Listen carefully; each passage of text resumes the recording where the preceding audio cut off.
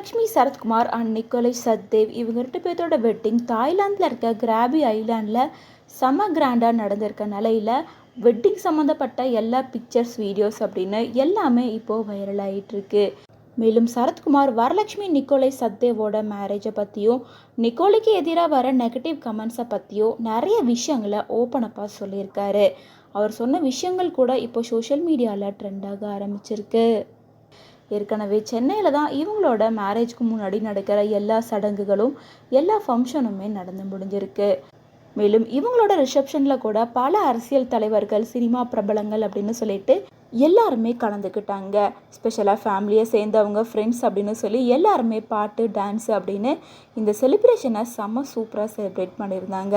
ஃபைனலாக இப்போ இவங்களோட வெட்டிங்கும் தாய்லாந்தில் கிறிஸ்துவ முறைப்படி மோதிரம் மாற்றியும் ஹிந்து முறைப்படி தாலி கட்டியும் 2 விதமாக நடந்து முடிஞ்சிருக்கு. தாய்லாந்தில் இவங்களோட வெட்டிங் நடந்திருக்கு அப்படிங்கிறனால அவங்களுக்கு ரொம்ப க்ளோஸான ஃப்ரெண்ட்ஸ் அண்ட் ஃபேமிலி மட்டுமே தான் கலந்துக்கிட்டாங்க. அதனால் வரலட்சுமியோட வெட்டிங்கில் எடுக்கப்பட்ட ஃபோட்டோஸ், வீடியோஸ் ஒன்றுமே அதிகமாக வெளிவராமல் இருக்குது. மேலும் இதுக்கு இன்னொரு காரணமும் சொல்லிட்டு வராங்க. நயன்தாரா, ஹன்சிகா மோத்வானி அப்படின்னு சொல்லி இவங்களோட வெட்டிங் போலவே வரலட்சுமி வெட்டிங்கையும் ஓடிடியில் டெலிகாஸ்ட் பண்ணுறதா இருக்காங்களாமா. அந்த ஓடிடி உரிமத்தை ஹாட்ஸ்டார் தான் வாங்கியிருக்காங்க அப்படின்னும், அதனால தான் வெட்டிங் சம்மந்தப்பட்ட அஃபிஷியல் பிக்சர்ஸ், வீடியோஸ் எதுவுமே இன்னும் ரிலீஸ் பண்ணாமல் இருக்காங்கன்னு சொல்லிட்டு வராங்க. இந்த நிலையில் வரலட்சுமியை பற்றியும் நிக்கோலஸ் சத்தேவை பற்றியும் சரத்குமார் அவர்கள் மேரேஜுக்கு முன்னாடியே ஒரு சில விஷயங்களை இன்டர்வியூ மூலமாக சொல்லியிருக்காரு. அந்த இன்டர்வியூ இப்போ தான் சோஷியல் மீடியாவில் ட்ரெண்டாக ஆரம்பிச்சிருக்கு. பார்க்குறதுக்கு இப்படி இருக்காரு அப்படின்னு சொல்லிட்டு நிறைய பேர் உருவக்கேலியெல்லாம் பண்ணிகிட்டு இருக்காங்க. அதெல்லாம் பார்க்கும்போது நீங்கள் ஒரு அப்பாவை எப்படி ஃபீல் பண்ணுறீங்க அப்படின்னு கேட்டதுக்கு, இதில் நான் ஃபீல் பண்ணுறதுக்கு என்ன இருக்குது, எனக்கு சந்தோஷம்தான். ஒருத்தரோட கேரக்டர் மட்டும்தான் முக்கியம். எந்த ஒரு கெட்ட பழக்கமும் இல்லாமல் நல்ல ஹேபிட்டோட ஒருத்தர் இருக்காருன்னா அவர் கண்டிப்பாக என் பொண்ணை நல்லா பார்த்துப்பாரு. ஃபிசிக்கலாக என் பொண்ணுக்கு என்ன பிரச்சனை வந்தாலும் என் பொண்ணு சேஃப்டியாக இருப்பா அப்படின்னு நான் தைரியமாக இருக்கலாம். எல்லா அப்பாவுக்கும் அதுதானே முக்கியம். நல்ல பையனாக இருக்கணும், பொண்ணுக்கு எப்போவுமே பாதுகாப்பாக இருக்கணும். அது ரெண்டுமே அவர்கிட்ட இருக்கும்போது எனக்கு என்ன கவலை அப்படின்னு சொல்லியிருக்காரு. அது மட்டும் இல்லாமல் 2 பேருமே நல்லா சம்பாதிக்கிறாங்க. 2 பேருமே அவங்களுக்கு தேவையானதை அவங்க பார்த்துக்கிற அளவுக்கு வெல்ஃபேராக தான் இருக்காங்க. அப்படி இருக்கும்போது இதில் பணம் தான் ஒரு காரணம் அப்படின்னு எங்கேருந்து சொல்கிறாங்க? அதை பற்றியெல்லாம் எனக்கு கவலையே இல்லை. இந்த மாதிரி கமெண்ட் பண்ணுறவங்கெல்லாம் பண்ணிக்கிட்டே தான் இருப்பாங்க.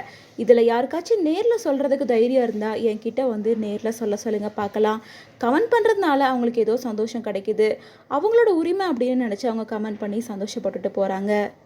தொடர்ந்து வரலட்சுமி ஒரு தப்பான முடிவு எடுத்துட்டாங்க அப்படின்னு சொல்லிட்டு பலருமே சொல்லிட்டு வராங்க.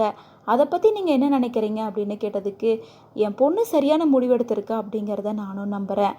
அதே போல் நிக்கோலஸ் சத்தேவுக்கும் எந்த ஒரு கெட்ட பழக்கமும் இல்லை. கடவுள் புண்ணியத்தில் எனக்கு அமைஞ்ச 2 மருமகன்களும் எந்த ஒரு கெட்ட பழக்கமும் இல்லாமல் தான் இருக்காங்க.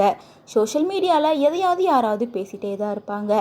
ஆனால் இது ஒரு ஃபேமிலியை பாதிக்கும் அப்படின்னு அவங்க எப்போ புரிஞ்சுக்கிறாங்களோ அப்போ தான் இந்த பிரச்சனையெல்லாம் சரியாகும். ஆனால் அவங்க பேசுகிறாங்க அப்படிங்கிறதுக்காக நான் எதுக்காகவும் கவலைப்பட மாட்டேன். ஏன்னா எங்களோட ஃபேமிலியை பற்றியும் எங்கள் சுச்சுவேஷன் பற்றியும் நாங்கள் எடுக்கிற முடிவுகள் பற்றியும் எங்களுக்கு நல்லாவே தெரியும். அவங்க பேசுகிற வரைக்கும் பேசிட்டு போட்டோம், அதை பற்றி எங்களுக்கு கவலையே இல்லை அப்படின்ற மாதிரி சொல்லியிருக்காரு.